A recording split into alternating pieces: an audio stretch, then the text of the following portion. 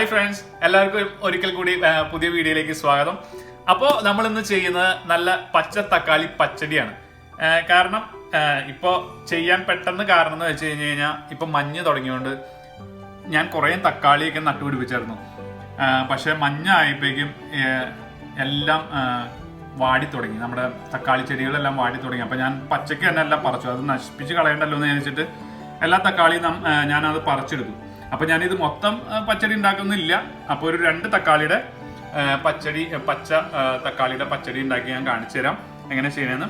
അപ്പോൾ ആദ്യം തന്നെ നമ്മൾ ഈ തക്കാളി ചെറുതായിട്ട് അരിയാണ്. ചെറിയ സ്ക്വയർ പീസായിട്ട് നമുക്ക് അരിഞ്ഞെടുക്കണം.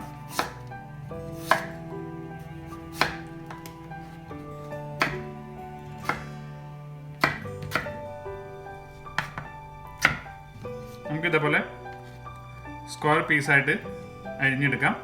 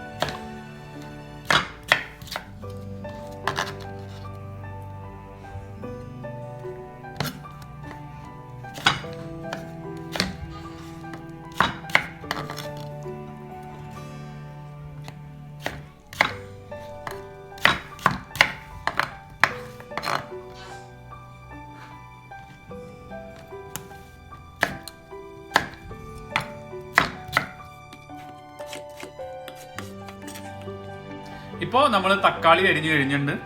ഇനി നമ്മൾ ചെയ്യേണ്ടത്, ഞാനപ്പോൾ ഒരു കപ്പ് തേങ്ങ ചിരകി വെച്ചിട്ടുണ്ട്. പിന്നെ ഒരു 2 നുള്ളു ജീരകം, ചെറുജീരകമാണ് നമ്മൾ ഉപയോഗിക്കുന്നത്. പിന്നെ ഒരു 3 വെളുത്തുള്ളി. അപ്പോൾ ഇത് നമ്മളൊന്ന് മിക്സിയിലൊന്ന് നന്നായിട്ട് പേസ്റ്റ് രൂപത്തിൽ ഒന്ന് അരച്ചെടുക്കുകയാണ് ആദ്യം തന്നെ. അപ്പോൾ അരച്ചിട്ട് ഞാനത് കാണിക്കാം. ഇനി അടുത്ത കാര്യം എന്ന് പറഞ്ഞു കഴിഞ്ഞാൽ, നമ്മൾ ഒരു ചെറിയ കഷ്ണം സവാള മതി, ഒരു 1/4 ഭാഗം സവാള മതി. അപ്പോൾ അത് നമ്മളൊന്ന് ചെറുതായിട്ട് അരിഞ്ഞെടുക്കുകയാണ്.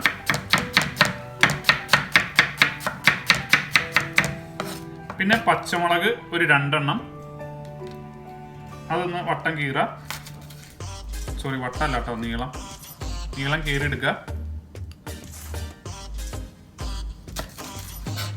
പിന്നെ ഇഞ്ചി ചെറുതായിട്ടൊന്ന് നുറുക്കുക, ഒരു ചെറിയ കഷ്ണം ഇഞ്ചി മതി. നമ്മളിനി ഇതൊന്ന് വെളിച്ചെണ്ണയിൽ വഴറ്റാൻ പോവുകയാണ്. വേപ്പിലയും ഒരു തണ്ട് വേപ്പില മതി. ഒരു തണ്ട് വേപ്പിലയും നമ്മളിതെല്ലാം കൂടി എന്നിട്ട് വഴറ്റിയെടുക്കാൻ പോവാണ്. അപ്പോൾ ഞാനിപ്പോൾ ഒരു ചീനച്ചട്ടി വെച്ചിട്ടുണ്ട്. അപ്പോൾ ഒരല്പം നമ്മൾ ഓയിൽ അതിനകത്ത് ഒഴിച്ചിട്ടുണ്ട്. ഇനി ഞാൻ അരിഞ്ഞു വെച്ച സവാള, പിന്നെ 2 പച്ചമുളക് നീളത്തിൽ അരിഞ്ഞത്, പിന്നെ ഇഞ്ചി ഞാനൊന്ന് വഴറ്റിയെടുക്കുകയാണ്. അപ്പോൾ നമുക്ക് അതിൻ്റെ കൂടെ ആ വേപ്പില ഒരു തണ്ടും അതിൻ്റെ കൂടെ തന്നെ നമുക്ക് ആഡ് ചെയ്യാം. ഇപ്പോൾ നമ്മുടെ സവാളയും ഇഞ്ചിയും പച്ചമുളകും പിന്നെ നമ്മൾ ആ വേപ്പിലേക്ക് നന്നായിട്ടൊന്ന് ചെറുതായിട്ടൊന്ന് വഴറ്റിയിട്ടുണ്ട്. ഇനി നമ്മൾ ആ പൊടിയൊന്ന് ചേർത്ത് കൊടുക്കുകയാണ്. ഞാനപ്പോൾ ഒരു 2 ടീസ്പൂൺ മുളക് പൊടിയും 1 ടീസ്പൂൺ മഞ്ഞൾപ്പൊടിയും അതിൻ്റെ കൂടെ ചേർക്കാണ്. നമുക്കൊന്ന്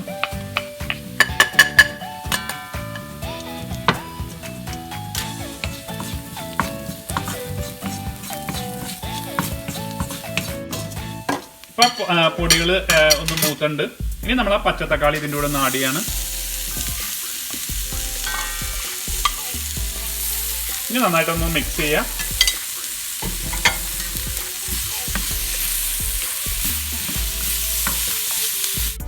അപ്പോൾ ഇപ്പോൾ നമ്മുടെ തക്കാളി ഒന്ന് വെന്തിട്ടുണ്ട്. അപ്പോൾ ഞാൻ ജസ്റ്റ് ഒന്ന് മൂടി വെച്ചൊന്ന് വേവിച്ചു കൊടുത്ത തക്കാളിക്ക് കുറച്ച് കട്ടി കൂടുതലുള്ളതുകൊണ്ട് ഞാൻ ജസ്റ്റ് ഒന്ന് മൂടി വെച്ചത് ജസ്റ്റ് ഒന്ന് വാട്ടിയെടുത്തിട്ടുണ്ട്.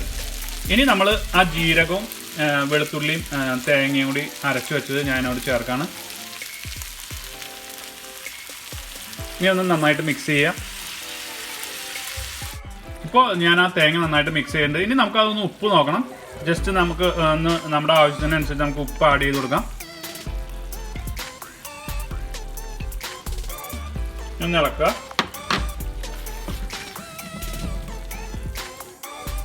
ഇപ്പോൾ ഞാനൊരു കപ്പ് തൈര് അതിൻ്റെ കൂടെ ആഡ് ചെയ്യാണ്. ഇനി ഇതൊന്ന് ഒന്ന് ജസ്റ്റ് ഒന്ന് തിളയ്ക്കുമ്പോൾ തന്നെ നമ്മൾ ഓഫ് ചെയ്യണം. കൂടുതൽ തിളപ്പിക്കരുത്. അത് കഴിഞ്ഞിട്ട് നമുക്കൊന്ന് വറ്റൽമുളകും കടുകും വെളിച്ചെണ്ണയിലൊന്ന് വറുത്തിടാം. ഇപ്പോൾ ഞാനൊന്ന് മുളകും കടുകും കൂടി താളിച്ചിട്ടുണ്ട്. അപ്പോൾ ഒരു 3 വറ്റൽമുളകും ഒരല്പം കടുക് മതി, കൂടുതൽ വേണ്ട, ഒരു പിഞ്ച് കടുക് മതി കൂടി ഞാൻ അതിനകത്തേക്കൊന്ന് വെളിച്ചെണ്ണയിൽ ഒന്ന് ചൂടാക്കി ഞാനതൊന്ന് ആഡ് ചെയ്തിട്ടുണ്ട്. അപ്പോൾ നമ്മുടെ ഇപ്പോൾ കറി റെഡി ആയിട്ടുണ്ട്. ഇനി നമുക്കൊരു സെർവിങ് ഡിഷിലേക്ക് അത് മാറ്റാം. അപ്പോൾ നമ്മുടെ പച്ചത്തക്കാളി പച്ചടി റെഡി ആയിട്ടുണ്ട്. അപ്പോൾ നിങ്ങൾക്ക് എല്ലാവർക്കും എൻ്റെ വീഡിയോ ഇഷ്ടപ്പെട്ടെന്ന് വിചാരിക്കുന്നു. അപ്പോൾ നിങ്ങൾ വീട്ടിൽ എന്തായാലും ട്രൈ ചെയ്ത് നോക്കണം. അപ്പോൾ നിങ്ങൾ ലൈക്ക് ചെയ്യുക, ഇഷ്ടപ്പെടുകയാണെങ്കിൽ ലൈക്ക് ചെയ്യുക, ഷെയർ ചെയ്യുക, സബ്സ്ക്രൈബ് ചെയ്യുക. ഇനിയും സബ്സ്ക്രൈബ് ചെയ്യാത്തവർ തീർച്ചയായും സബ്സ്ക്രൈബ് ചെയ്യുക. അപ്പോൾ നമുക്ക് അടുത്ത വീഡിയോ കാണാം. ബൈ.